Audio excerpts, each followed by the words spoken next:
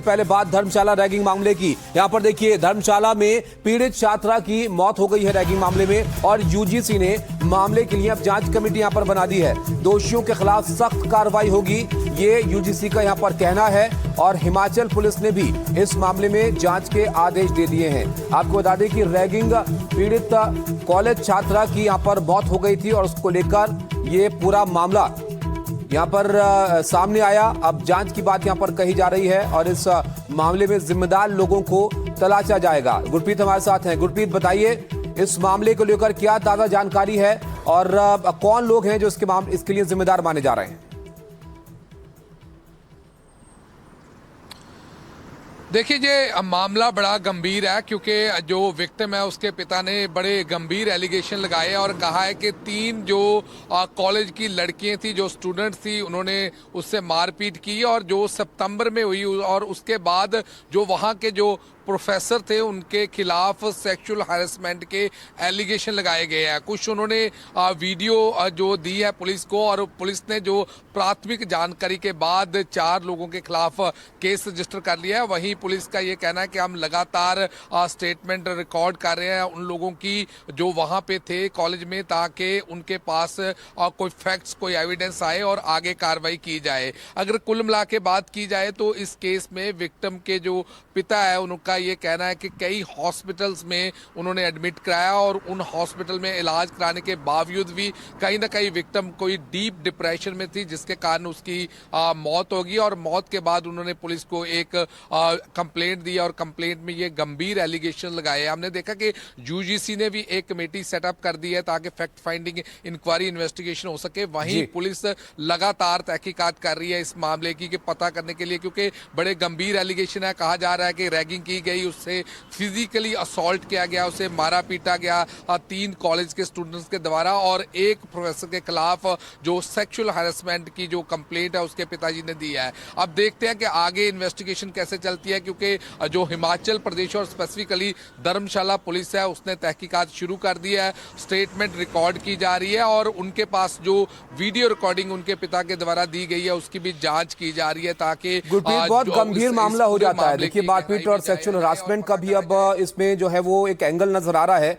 Police जो है Himachal police वो जांच के आदेश यहां पर दिए हैं, उसने ये बात सामने आई है। पुलिस किस तरह से इस मामले को अब तफ्तीश कर रही है? कुछ लोगों से पूछताछ हुई है क्या इस सिलसिले में? बिल्कुल, जो पुलिस का ये कहना है कि जो लोग वहां मौजूद थे और जिस दिन ये वाकया हुआ था, स्पेशली जो फिजिकल असॉल्ट का हुआ और जो सेक्सुअल हैरेसमेंट के जो एलिगेशन लगाए गए एक प्रोफेसर पे, उन सभी की स्टेटमेंट रिकॉर्ड की जा रही है। वहां के जो लोग हैं उनकी भी स्टेटमेंट रिकॉर्ड की जा रही है और स्पेसिफिकली जो रैगिंग को लेके प्रबंध किए गए हैं कॉलेज के द्वारा उनको भी देखा जा रहा है। लेकिन हमें कुछ समय इंतजार करना होगा क्योंकि पुलिस कल से लगातार केस रजिस्टर करने के बाद तहकीकात कर रही है, लगातार लोगों से संपर्क साध रही है और मैंने जैसे पहले बताया कि एक वीडियो भी उसके पिता ने दी है जिसमें ये सारे एलिगेशन लगाए गए हैं और जिससे ये पता चल रहा है कि लड़की काफी डीप डिप्रेशन में थी। उसकी भी जो वेरिफिकेशन है वो पुलिस के द्वारा की जा रही है। अब देखते हैं कि आगे जो हिमाचल प्रदेश पुलिस है इस पूरे मामले को कैसे तहकीकात करती है और देखती है कि क्या रोल था उन 3 जो कॉलेज की स्टूडेंट थी जिन्होंने उन्हें फिजिकल असॉल्ट किया था। और ये सितंबर का वाकया बताया जा रहा है कि सितंबर के महीने में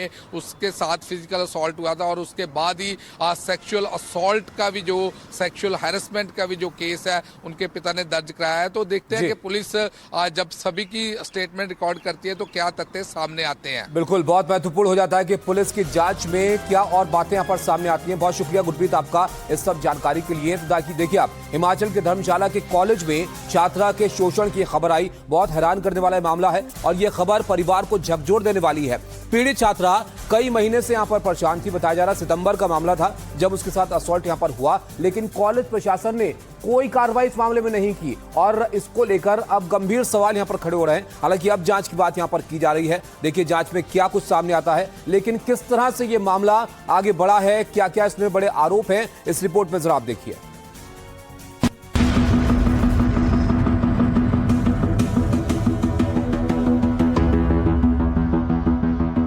हिमाचल के धर्मशाला में एक सरकारी स्कूल में पढ़ने वाली ये चुलबुली सी छात्रा अब इस दुनिया में नहीं रही। रैगिंग और यौन शोषण की शिकार 19 साल की इस लड़की ने 26 दिसंबर को लुधियाना के एक अस्पताल में दम तोड़ दिया। लेकिन उससे पहले अस्पताल में भर्ती रहने के दौरान उसने जो आरोप लगाए वो सीधे सीधे उसके 3 सीनियर और एक प्रोफेसर पर सवाल खड़े करते हैं। बोल। पढ़ने नहीं देती थी तेरे को, मारती भी थी तेरे को। बता किससे मारता तेरे को, बता बता, जल्दी बता। बताएगी नहीं तो फिर होगा कैसे? बता अभी जो बता, अभी जो बोला वो फिर से बोल। जो बार बार बोलती है तो वो बोल, आप बोल। अब बोल।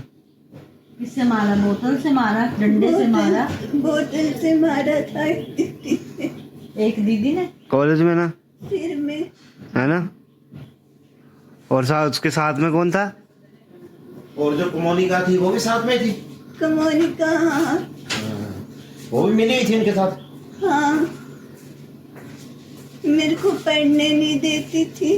अच्छा, मेरे को पढ़ाने में भी दिक्कत करती थी।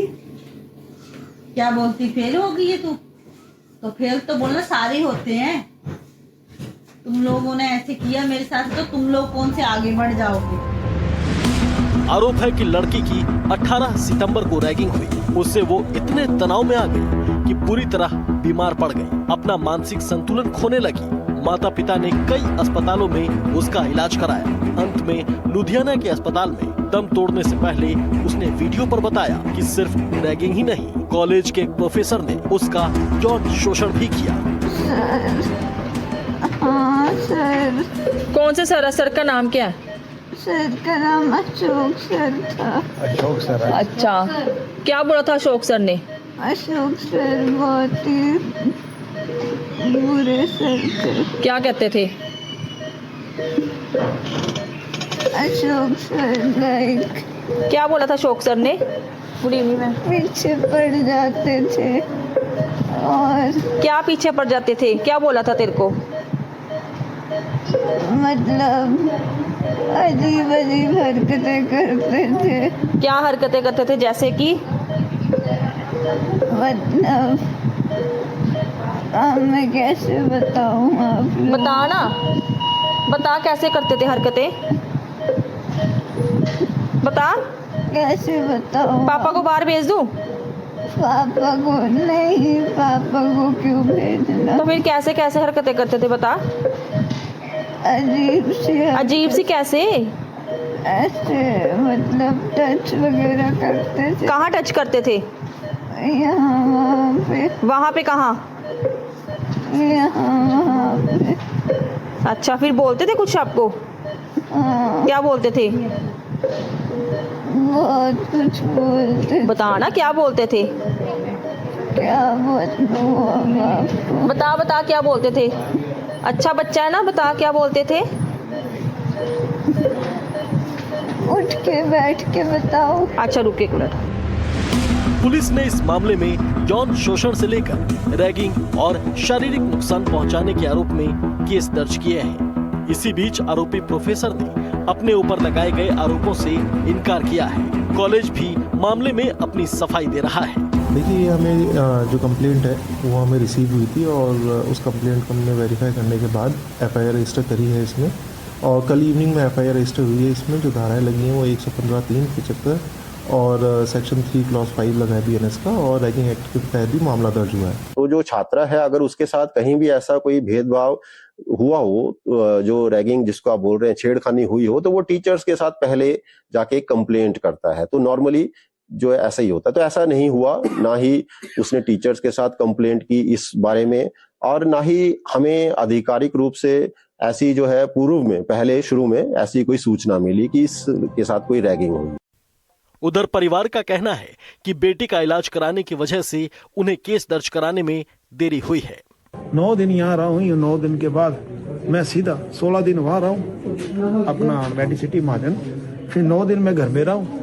फिर मेरे को लगा कि इसकी तबीयत ठीक नहीं है, फिर यहाँ से उठा के मैं सीधा डीएमसी, यहाँ से डीएमसी गया हूँ। 2:30 बजे मैंने डीएमसी बच्चे को एडमिट कराया। उन्होंने फिर दोबारा वेंटिलेटर में रखा बच्चे। 12-13 दिन हुए बच्चा वेंटिलेटर में रहा।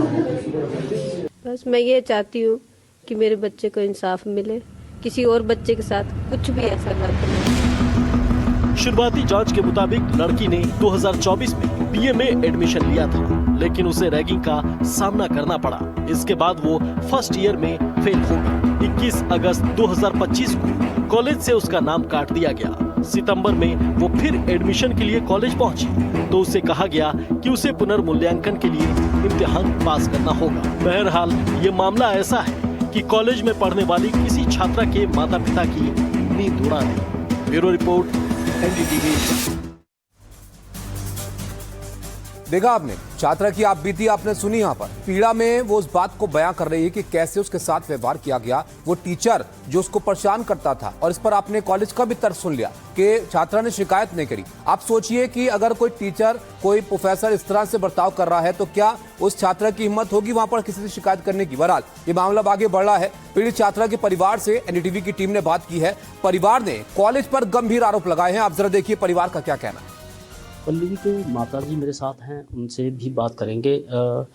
मैडम, क्या हुआ था और पल्लवी ने क्या कुछ आपको बताया था ये सारे हादसे से पहले? कुछ ऐसी कोई बात आपसे हुई? पहले उसने कुछ नहीं बताया था, बीमार हुई तभी उसने ये बातें की हैं जो रिकॉर्ड हुई है, वो सारी यही बातें हुई है। और तो डरती थी, और मेरे से भी डरती थी, बोलती आकृति हो आप, पता नहीं कौन है आकृति, मैं नहीं जानती उसको, उसके बारे में बोलती थी वो बार बार, बाहर जाओ, बस मेरे से भी डरती थी वो बार बार। बस मैं ये चाहती हूँ कि मेरे बच्चे को इंसाफ मिले। कि जब इस तरह की हरकतें प्रोफेसर ने की, जो ऐसा वीडियो में उसने पल्लवी ने बताया है, तो क्या ऐसा कभी आपके साथ शेयर किया उसने कि नहीं मेरे साथ ऐसा हो रहा है? कभी शेयर नहीं किया। वो बीमार हुई है तभी ये बातें सामने आई हैं। हमें तो ये पता ही नहीं था कि ऐसी कोई बातें हुई है उसके साथ। पता होता तो शायद हम कुछ कर पाते, और ये तो हमें पता ही नहीं था। अभी ये त्रासदी इस तरह से हुई है तो आप क्या चाहते हैं? क्योंकि पुलिस ने आप ये कहना है कि इससे पहले पुलिस ने कभी बिल्कुल कोई काम नहीं किया और अब जाकर के पुलिस एक्टिव हुई है। आप क्या चाहते हैं अभी हम क्या करेंगे? यही चाहती हूँ मैं बस, और कुछ नहीं चाहती। कि इंसाफ ही चाहिए मुझे, इधर से भी उधर से। मैं कुछ नहीं बोलना चाहती और कुछ नहीं बोलना चाहती।